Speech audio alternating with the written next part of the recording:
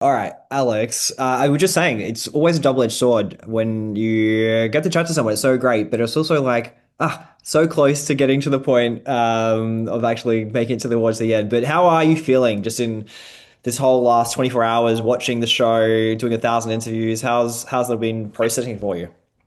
Yeah, the last 24 hours have been really interesting. It's awesome to feel all the love and support out there from friends, family, random people I don't even know.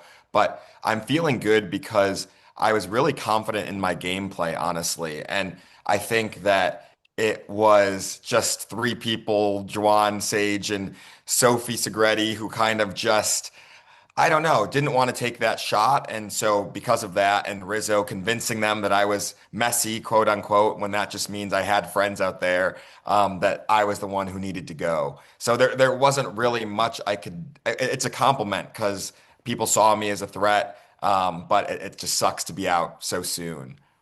I really loved when well, I don't love, but I enjoyed watching when you got voted out. But just the way that you took it on board and you're like, you got me. I like chatting to everyone. Can you talk a little bit about that concept of guess being like the middle man game? And it's really hard. And like we've seen this through Survivor through years, where occasionally when you play in the middle, you can kind of end up nowhere. Like, how did you find you were playing that role? Yeah, I mean, so basically, I feel like I was one, it's my personality to be able to find connections with so many people from different backgrounds. But I think I was also thrown into that role when no one from my original tribe was basically left in the game. It was just me and Yeah. Soph. And so I really had no other choice but to this, find people who wanted to work with me, who wanted to use me. And so when I go with the Hina Alliance, it's kind of because like that's who I was thrust upon. That's who had to work with. Soph had already aligned herself with the new Savannah and Rizzo. And so she was locked in there. And so I kind of need to find my people. And it's like still kind of try to maintain that relationship with Soph, even though really I burnt the bridge when I got Nate out and didn't loop her into what was going on. And so I think the middle ground just kind of caught up with me too much. And I was kind of the stray vote that people wanted to handle now versus me making it down further in the game. Yeah, this I don't disagree. It's so hard, and the Soph relationship is so fascinating because, like, we've seen historically in these tribes where you whittle down to small numbers, and you guys were two. It never really felt like though that you were like a natural two, and I don't take that as a like you don't get on, but it just felt like through the circumstances of your original Keller your tribe, like obviously Jake leaves, and there's shenanigans around that. You have the idol. Like, can you talk about? I guess whittling down and then having to, having that relationship with Sloth, but then separating and going like diverging away. Yeah, no, I think it is a really interesting dynamic. We liked each other. We were friendly with each other, but we just didn't click like everyone like there we clicked with other people more. So we Yeah. both kind of had this relationship with Jake and he kind of was almost like the middleman trying to divide us. He was this person who it's like we both wanted to use, and it's kind of so we had this rivalry with each other. She clicked more with Jeremiah, I clicked more with Jake. And then as it kind of starts to whittle down, and I mean, she's trying to hide my idol. I didn't really know that that was the case. But I understood that she was a competitor and I knew that she was going to be strategic. And so when it came time to pick between Soph and Jeremiah, it's like Jeremiah, even though I had a great relationship with him, was just chaotic. And Soph, I feel like would recognize that I was strategic too, and I knew that she would respect that moving forward. And so when it came time to the merge, I really did want to work with her. I did, but it just she got in through those tribe swaps so close with Savannah and Rizzo. I basically knew I was going to be on the outs of that. They would likely take me in, but I wasn't going to actually be included in the real conversations, I feel like. And so when I had to, she told Nate about my idol and that I played it at Kella, and he kind of used that against me and was like, oh, well, he's a player, he's mischievous, we have to get him out. And so that on top of Soph being aligned with Savannah and Rizzo, I knew I kind of needed to go with the other side, and there wasn't much hope for salvaging our relationship. Yeah, no, that makes total sense.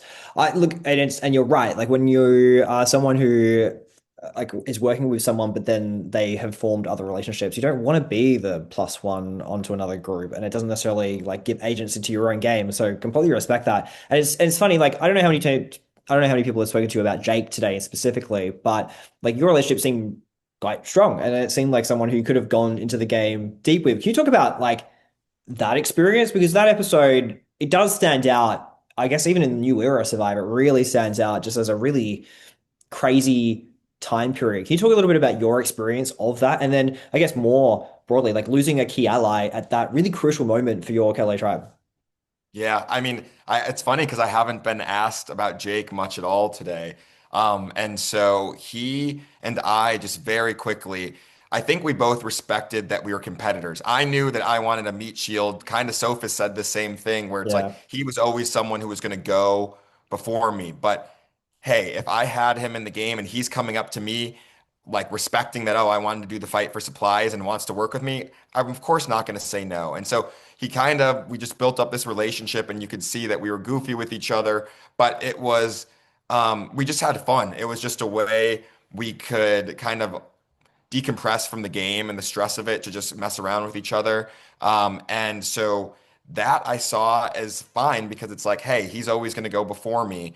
And so when it came time for the snake bite, I was just shocked. I was mourning for my friend who could be seriously injured, may even die. But then I was mourning my game. Here's my number one ally, and now I'm being left with Jeremiah and Sophie, who are like best friends. And so I was kind of just at this point where I didn't know.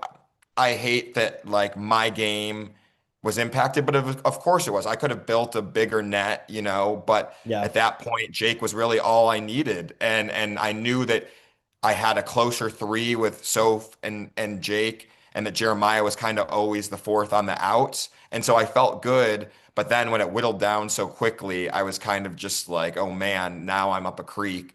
And so that's when I really had to start maneuvering and why you see me play my idol just because it's like I yeah. couldn't take the risk. Even though I had planned not to use it, it's like just the off 1% chance that Soph was trying to pull one over on me, even though I thought she was telling me the truth. I just had to play it. It's funny, I guess the parallels. I'm more in your camp, where if you've got an idol, play the idol, be safe, just guarantee yourself. We've obviously seen on the other side Rizzo, the Riz God, who I don't know, you seemingly had a rivalry since day one. I don't know, it's kind of poetic, almost like two operators going Exactly. head to That's head. exactly what it was. He's got like this, he's got, I don't know, he's got your number, and he can just tell that you're a player. He can tell that you're someone that he can't necessarily work with, which is a compliment. It's a huge compliment to your own game and Yeah. who you are. Um, can you talk about that dynamic with Rizzo? And I guess the complications when you're seeing someone who has an idol and then you're wanting him to be like flushing that idol out, but then also trying to make sure other people go. Like it seems like it's a really complex, and I think Sophie placed it really well to in last night's episode where she talks about, this is like grad school right now, like Survivor. It's really challenging to know how to navigate this because these players are playing at such a high level. Yeah, no, absolutely. I think game recognizes game. And even from day one, Rizzo and I had this rivalry where it wasn't even necessarily shown, but we're just smack talking each other the whole time during the fight for supplies. And I knew that this kid is here to play. We're basically the same age. There was just a lot about us that was like competitive in nature. And we were always the ones at the end of the challenges going up against each other. And we would kind of like always note that. And so it's in the back of your head. And so when it came time for the merge, he's like one of the three people I hadn't met up until that point, or really had a good Yeah, time to talk. Yeah, we talked at the fight for supplies, but when we hadn't been on the tribe together, is what I'm trying to say. And so yeah, I knew I wanted to get to know him. And then I quickly saw, okay, this guy is clearly running stuff. He knows what's going on. And so he used that against me. We had this personal relationship, but he knew that I was also a player and therefore had to get me out. But I think what we see is that people are just scared to make a move, quite honestly. Like we all know that he has this idol, but it's like it's an idol. And if we keep saying the same thing week after week, he's gonna then skate to the end. And it's just like everyone's going to be like, oh, how did he make it here? It's because no one wanted to take him out when we have the votes. Like now is the chance when we have the opportunity to split votes. If they want to vote for me and get me out potentially, it's like at least get his idol out of the way. But they were too afraid to even do that. And so, yes, Sophie was making the point of like grad school and it's complicated and it's like the devil you know versus the devil you don't. But also, it's just like you have very few opportunities in here to really take out a true competitor. And I could see he's a true competitor. Everyone else in their confessionals talks about how, oh, Rizzo, this big player, we can't trust him. We need to get him out. But then when it comes time to do something, they just, I don't know. It's like they ball up and just freak out and don't actually make a move. And so I think that he was not a challenge threat at all. I mean, he Yeah. clearly is out like very early on, but he still had this strategy that people should have recognized and wanted to get out. Yeah, I don't disagree, and I think it's always interesting in retrospect. One of the things I've done these like interviews for a decade at this point, Mhm. and it's so fascinating when you chat to the survivors, especially first time players, and they have these moments. And this might be a really big moment, and it doesn't help you in any way, because No. at all. But in retrospect, it's like a year or 2 years later, or even like watching now, and they think because they know the outcome of their ultimate positions, and we'll see that play out in a couple of weeks' time.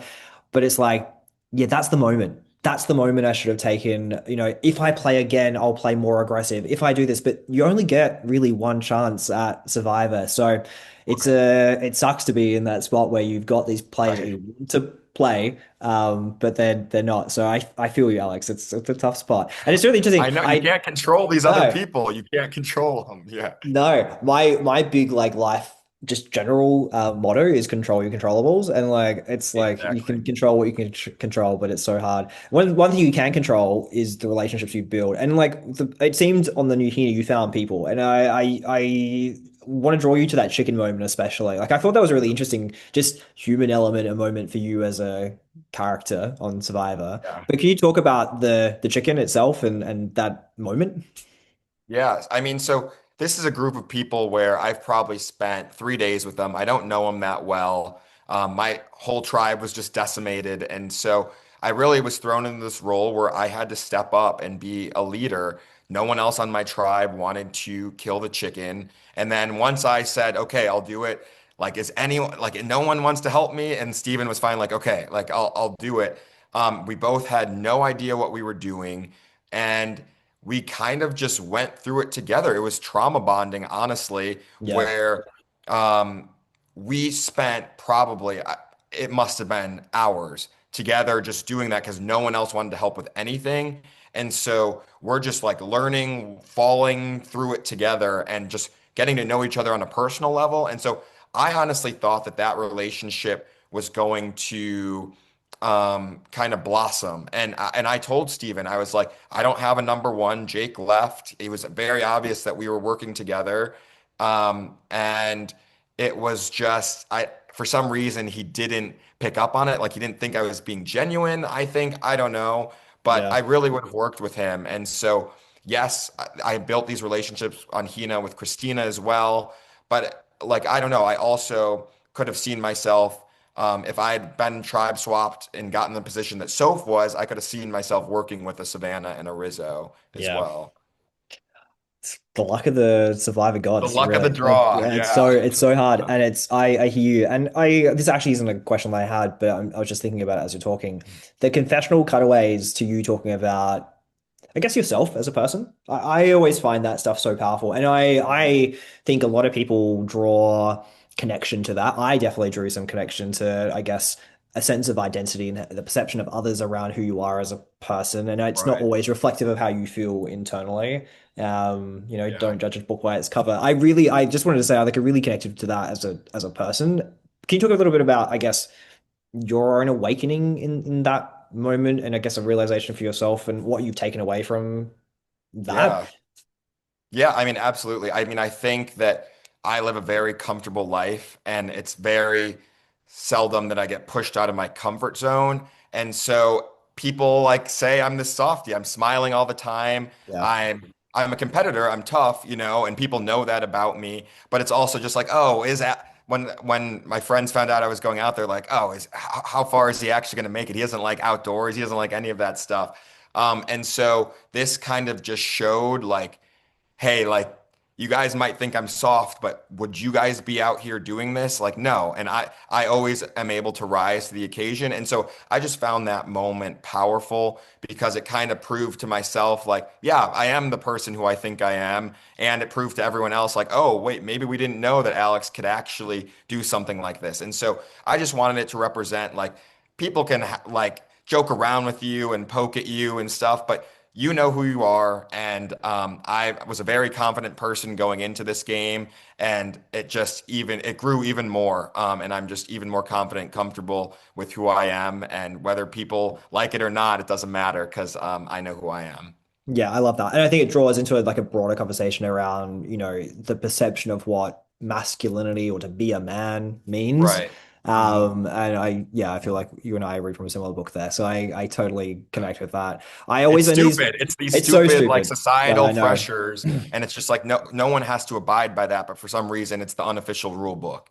I 100% agree. I know it's a huge broader discussion, and women have the same challenges in their own space as well. It's I Absolutely. feel like for people, there's like an image of what you should be as a man or as a woman, and it's not always the reality of what makes a nice, kind, respectful, open person who's open to adventure. Snaps to this, snaps to Yeah, this, I right? hear you. Yeah. I hear you. I always love to end these chats. I'm conscious of the time. I always love these chats just by asking about the concept of gratitude. It's huge in my life, and I think Survivor is such one of those big moments where things you just have an awakening in so many ways. What are you grateful for from this whole Survivor journey you've just been on?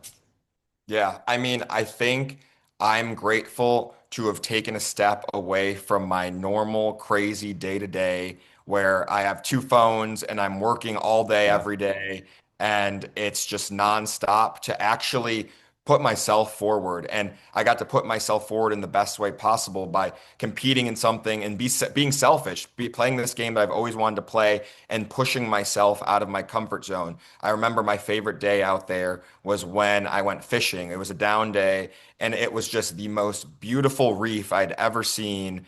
And I just spent hours out there in the water trying to catch fish. I caught four for my tribe at the time, but it was just something where it's like, I will never get another opportunity to do this. And it just showed me that that I was so grateful to be there in the moment and that I could always just take a step back and what's really important in life. And I think I'd going into the game, it's kind of like I live to work. It's like work was so important to me and all of Yeah. this. And now it's like, really, I want to work to live. I want to be able to enjoy life. There's so much to it. And this experience showed me that there's so much more to explore. Yeah, I love that. I love that. We're always connected to these things Yeah, nonstop. So exactly. They suck. they suck. They honestly suck. So I hear you. Thank you so much for taking the time. I really appreciate you finding the space to chat to me. A huge, I'm sure you've had like 1,000 of these today. So I appreciate you finding the time. I hope I didn't ask you too many repeat questions. And yeah, No, all the best. Enjoy the rest of the journey. Obviously, you got to be part of the jury, which is a huge thing. And I hope that was a great experience. And I hope watching the last few weeks play out is amazing for you, Alex. thank you, Ryan. I mean, your questions were actually very unique. So I thank you for the variety of questions. Nah, cool, Um, man. I yeah, appreciate that. thanks so much. Thank you. See ya.